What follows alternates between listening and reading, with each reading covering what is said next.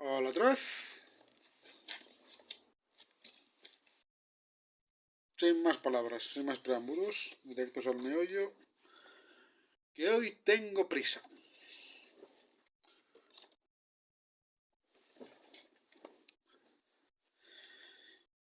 Infancia y confesiones. Mi madre siempre me decía que mirara fijamente a las personas y las cosas. Paquito, tienes unos ojos que intimidan. Y yo veía en el espejo de nuestro y yo veía en el espejo de nuestro grande y frío cuarto de baño de una familia hidalga pero sin demasiados posibles. Mis propios ojos, grandes, negros, brillantes, tristes y duros, como los de un capitán de cenetes, según solía decirme Carmen cuando empezamos a salir en Oviedo, conmovida por el relato y las ilustraciones de la historia de un capitán de cenetes. Los cenetes o cenetes formaban parte del pueblo bereber y fueron soldados aguerridos a las órdenes de los Omeya. Nómadas, agresivos, agrestes, fueron desplazados hacia las zonas más montuosas de Al-Ándalus, Al-Ándalus, y desde allí muchas veces se alzaron en armas contra los árabes, actuando como tropas mercenarias de distintos reyes taifas, llegando a ser la mayoría étnica dominante en algunos de estos reinos del sudeste de España.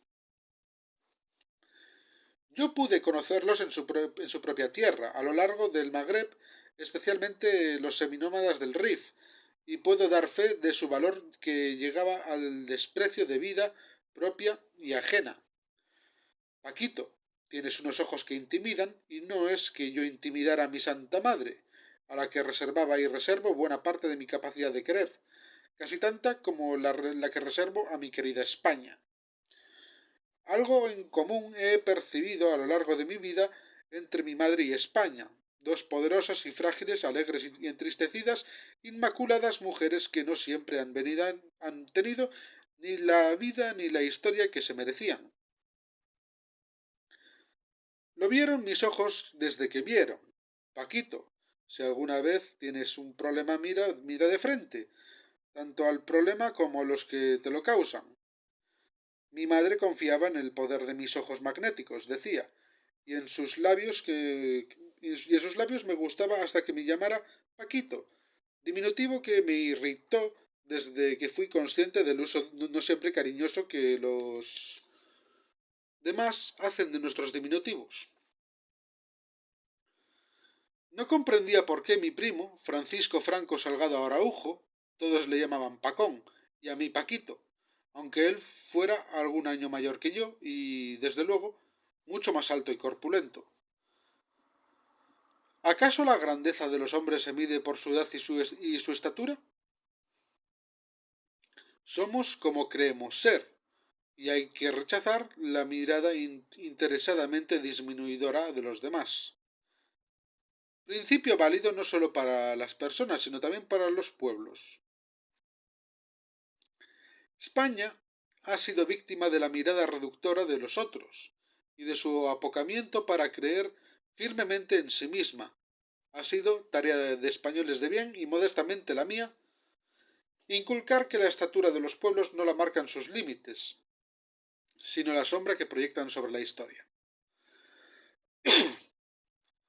Cuando vuelvo a la vista atrás y recuerdo a aquel niño que fui, no lo veo acomplejado por tener unos centímetros más o menos, sino sorprendido a veces por la diferencia que hay entre los contornos de los que los demás nos atribuyen y los reales, de los que sólo nosotros y contadísimas personas somos conscientes.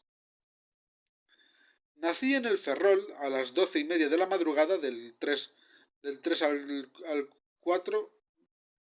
Nací en el Ferrol a las 12:30 de la madrugada del 3 al 4 de diciembre de 1892, año del cuarto centenario del descubrimiento de América y de la unificación del territorio del Estado español mediante la conquista del Reino Árabe de Granada a cargo de los Reyes Católicos.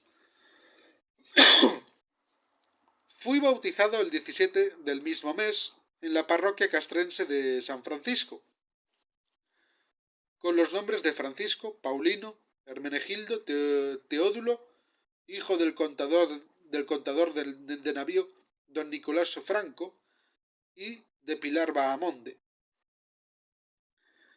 descendiente de una copiosa genealogía de francos y bahamondes vinculados a la historia de la gloriosa Marina española. Menos H's, general. Su apellido materno real siempre se escribió Bamonde, hasta que usted, ya en la etapa de su despegue epopéyico, le añadió la H intercalada para subirlo de estatura social.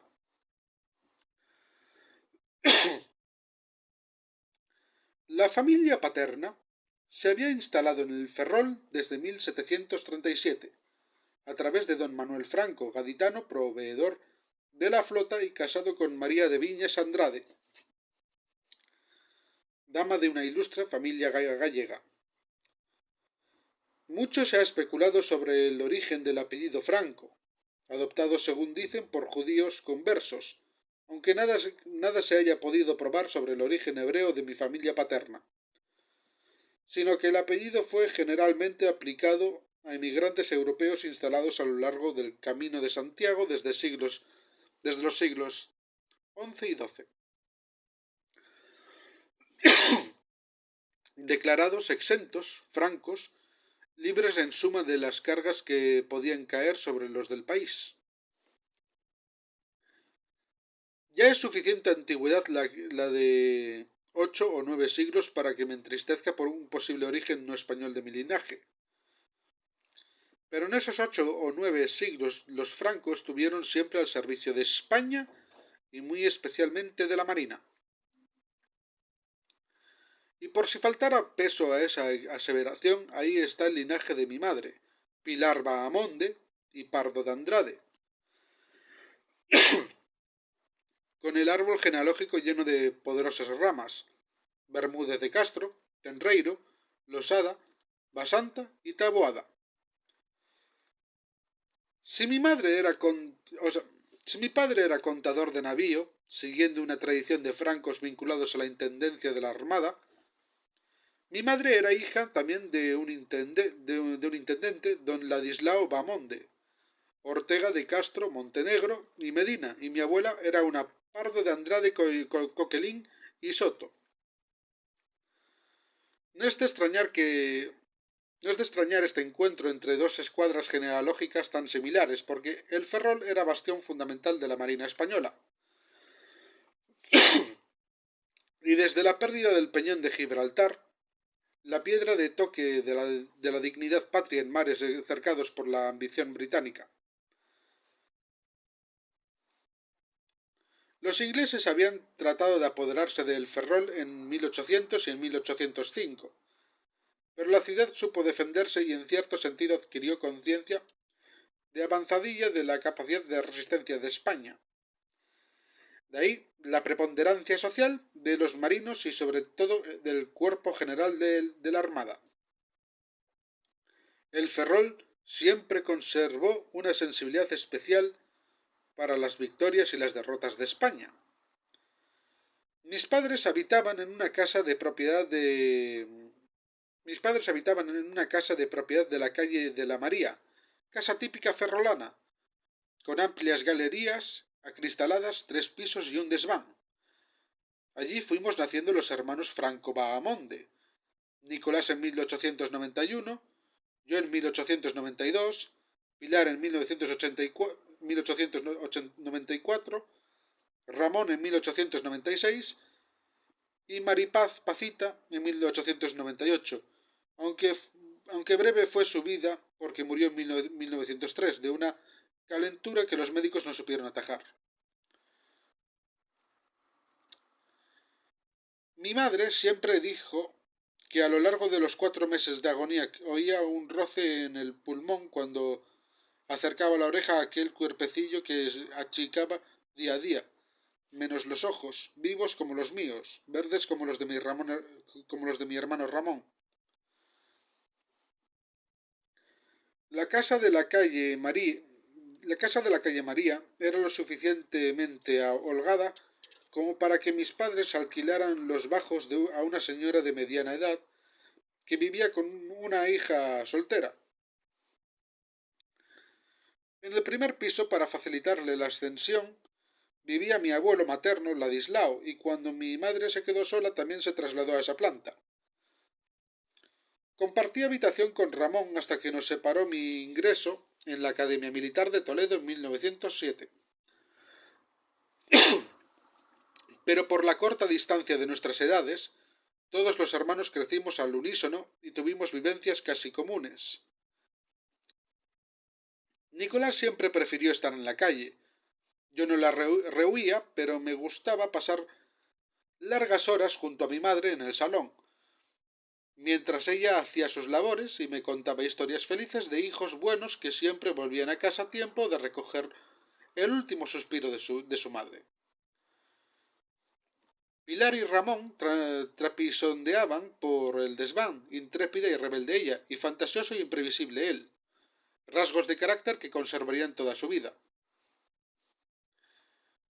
En el cuarto de estar a veces mi madre detenía el vuelo de la aguja o de la voz para quedar callada como a la espera de un sonido o de un pensamiento, y yo también imitaba sus gestos, tratando de ver y oír lo que sin duda ella veía y oía.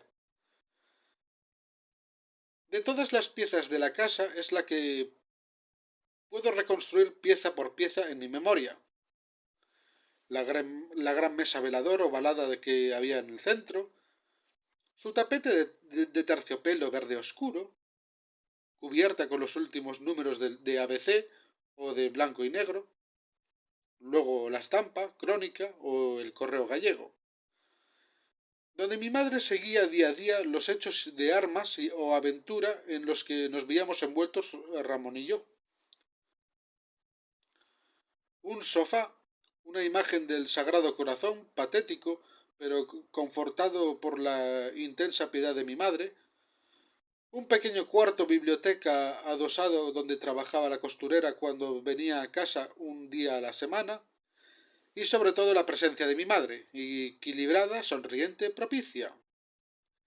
Mira fijamente a las personas y las cosas, Paquito. Tienes unos ojos que intimidan. Desde el desván llegaban a veces los lloros de Ramón, porque Pilar le había hecho alguna barrabasada, y cuando llegábamos, mi madre y yo, había que poner orden en aquel trastero, contemplado con displicencia por los gatos que paseaban por el alero, porque mis hermanos habían revuelto los uniformes de gala dormidos en los baúles, derribado los rollos de alfombras viejas y empolvadas cual momias, utilizado viejos y pobres collares de cuentas brillantes para disfrazarse de Dios sabe qué quimeras, tratando de imitar los modelos lúcidos en figurines antiguos que olían a humedad. Años después, en tiempos previos a nuestra cruzada de liberación, alguien vino a contarme que había visto a Ramón, a su mujer y a unos amigos, disfrazados con vestuarios exóticos paseando contra el cielo del amanecer, después de una noche en blanco. No comenté nunca nada, pero recordaba cualquier escena presenciada en la buhardilla de nuestra casa del Ferrol, y aquellos ojos verdes de Ramón, triunfantes porque habían despertado el alma dormida de la casa y nos obligaba a preocuparnos de sus travesuras. La casa hoy ha cambiado mucho bajo la batuta de mi mujer, capaz de convertir aquella morada de clase media en una pequeña mansión que refleja mejor no ya mi estatus particular, sino la relación que hay entre ese estatus y el de España. Carmen lo tuvo siempre muy claro, desde el principio de nuestra relación y de mi ascensión. La apariencia es lo único que vemos, Paco. Y no tenía que recordármelo porque yo siempre he procurado ir pulcro y elegante dentro de mis posibilidades, que nunca fueron muchas. No tan propicio el juicio sobre esta reforma que aporta su hermana Pilar en nosotros los Franco. Esta casa la compró el caudillo al morirse mi madre. Mi cuñada Carmen hizo grandes reformas. Es una lástima, pues se ha borrado toda huella de nuestro hogar de la infancia. Insisto, es una lástima porque aquello tenía un su encanto y se hubiera tenido que dejar tal como estaba, como respeto a lo que fue el primer hogar del caudillo. Creo que sería muy interesante para las futuras generaciones poder ver la auténtica casa donde el generalísimo vivió sus primeros años. ¿No sería interesante visitar ahora la casa paterna de Napoleón, por humilde que fuese? Normalmente esos desaguisados los cometen gentes que no tienen ningún respeto por la historia. El que esto lo haya hecho de mi hermano su señora es una cosa muy curiosa. Demuestra lo sencillo que era y la poca importancia que se daba, aunque no por eso deja de ser una pena.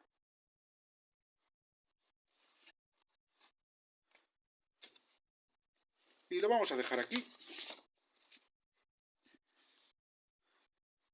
Hemos visto una descripción bastante interesante de la casa de el caudillísimo.